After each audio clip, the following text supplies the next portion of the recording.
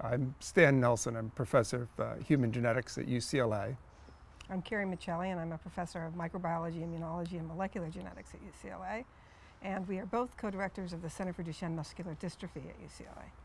One of the big issues that we're facing in our world of trying to treat Duchenne muscular dystrophy is the process of getting drugs approved. Most people in the United States have no idea the process that goes forward for getting any drug approved. The Food and Drug Administration, also known as the FDA, has to review every drug that's going to be approved and used and able to be prescribed by physicians. When the FDA has a drug or a disease process that they don't understand as well, they convene an advisory committee. An advisory committee, also known as an AdCom, is being convened to discuss a potential approval of eteplirsen, also pronounced eteplirsen, made by Sarepta. The company is asking, and physicians involved in the research are asking, does it make somebody better who's being treated than people who are not getting the drug?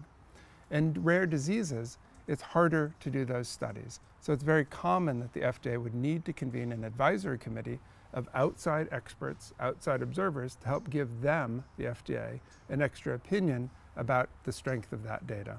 And the purpose of the AdCom is for the advisory committee to be able to hear not only from the sponsor, in this case Sarepta, but from the FDA in terms of what their criticisms are of the drug, and then to synthesize that information together with whatever the open public hearing has to offer in weighing the benefits or risks of this drug. There's some chance that there'll be a specific vote at the end of the AdCom, either in favor of approval or against approval, and that could influence the FDA's decision.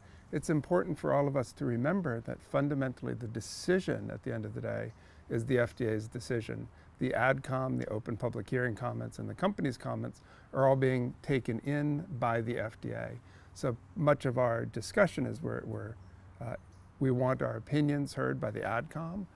We want the FDA to listen to an outside expert group like the AdCom's advice. We'd also like them to take in the opinion of all of the comments that will be said during the open public hearing and factor those into the decision process about whether eteplirsen should be approved or not.